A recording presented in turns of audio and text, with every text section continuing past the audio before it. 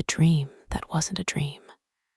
All the Versions of Us by John Baker. The Backyard Echo.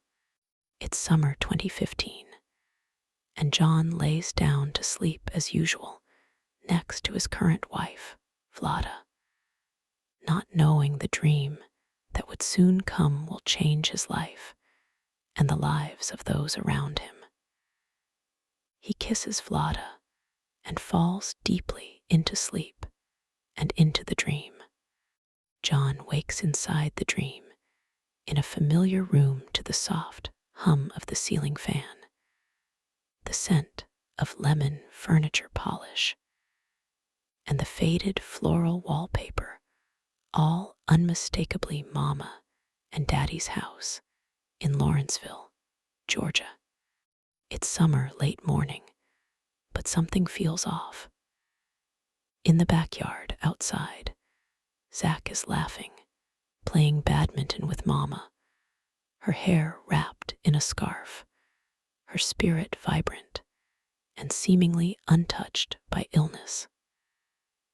Daddy sips sweet tea from a lawn chair, smiling like time never touched him. John blinks.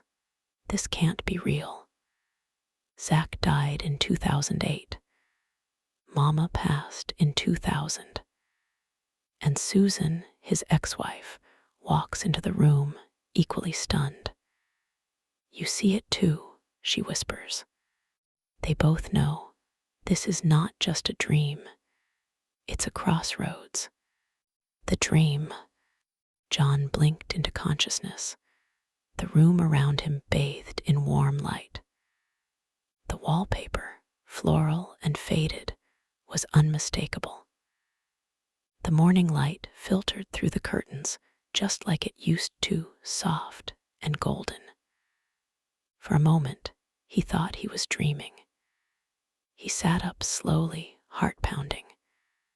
This was Mama and Daddy's, Susan's parents' house, but it couldn't be. He walked to the window and looked out into the backyard.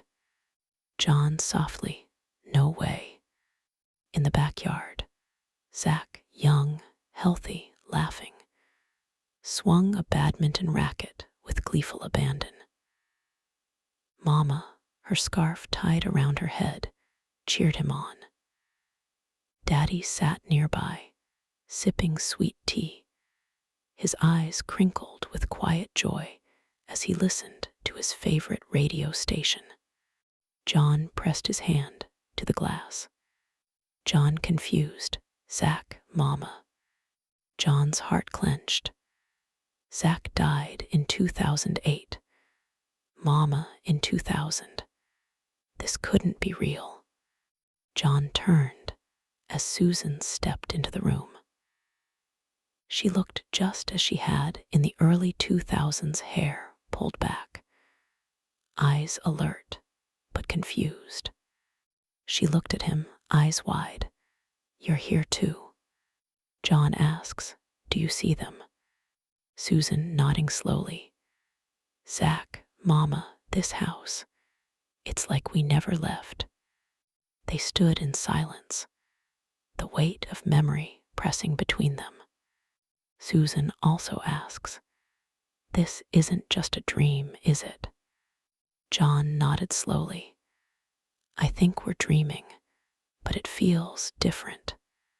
They stood together in silence, watching the scene unfold. The air was warm, the cicadas buzzed, and the world felt suspended in time. They both knew the truth. Mama and Zach were gone. They were divorced. Life had moved on.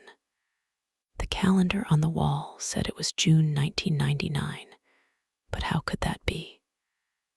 And yet, here they were. Were they cursed to live it all over again, knowing exactly what happens? Relive the joy, the pain, the love, the loss. Experience Zach's childhood, Mama's warmth, the slow unraveling of their marriage, Mama's death from breast cancer. Zach's death from brain cancer. Would it be worth it, even knowing the heartbreak that waited?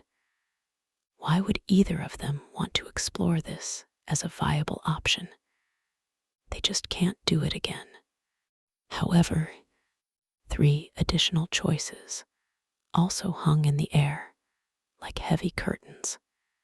A, stay in Georgia, not move to Texas in 2000 as planned, and hope that by changing the decisions they made, hopping this will change the future. B, stay together for the sake of the children. How could this affect Zach's and Rachel's emotional well-being? C, try to change or influence the outcomes without completely changing the future. Perhaps subtle nudges can change fate without unraveling the fabric of reality. Could they make different choices, speak kinder words, hold on tighter? But what if changing one thing unravels everything else? Perhaps they will just wake up, and this was simply a dream.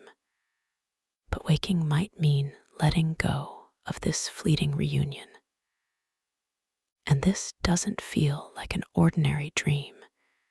It feels more like an impossible gift. Susan sat on the edge of the bed.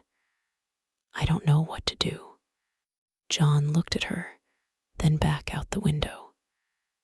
Zach waved at Mama, and she laughed, swatting the birdie back with surprising agility. I think, John said slowly, we just sit with it. For now, let it be what it is. They walked outside together. Zach ran to hug them. Mama kissed their cheeks. Daddy handed John a drink and said, "You're just in time." And for that moment, whether dream or miracle, it was enough. The porch swing conversation.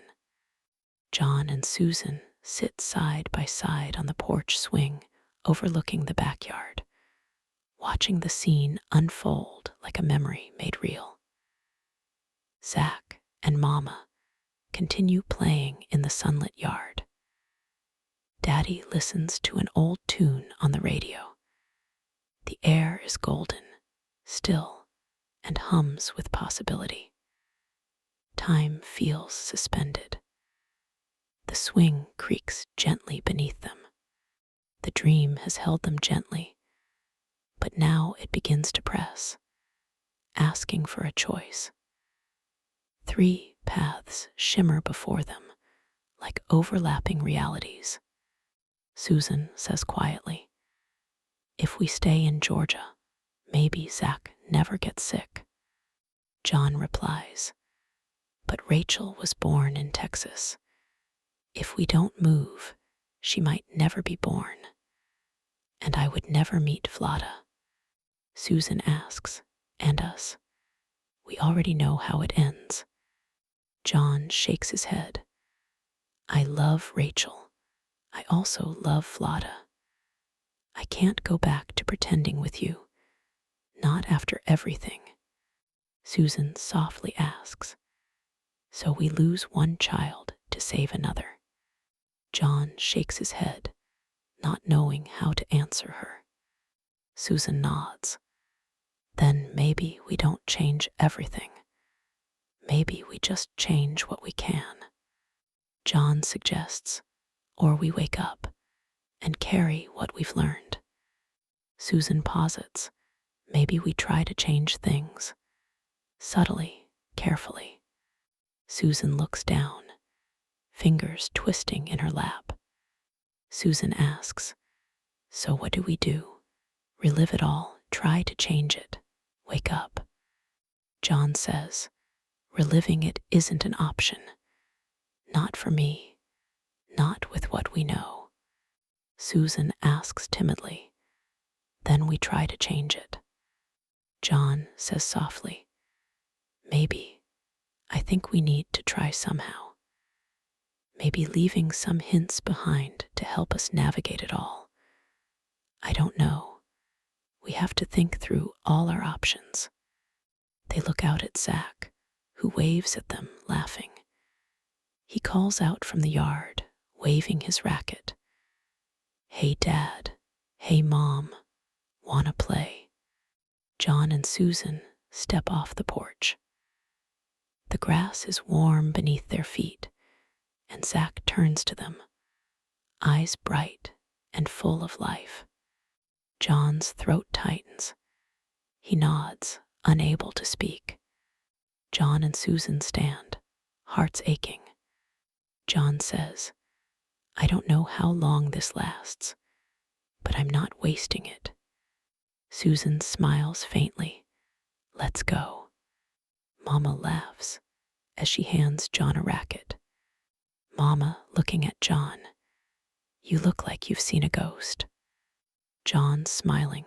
I think I did, but let's play. Daddy raising his glass. Well, good luck. She's on fire today. As the game begins, laughter fills the air. But inside, John wrestles with the question, do I try to change the past, knowing the cost? Do I leave a message for the man I was and wake up to the life I've built with Vlada, with Rachel, with memory and meaning? The shuttlecock arcs through the sky, caught in sunlight. Time holds its breath. As the dream begins to fade, Mama watches from the porch. She sees the three versions of John diverge, one staying, one sacrificing, one awakening. She whispers to the wind, they'll all find their way, even if the paths are different. The shuttlecock arcs through the sky one last time. The dream dissolves,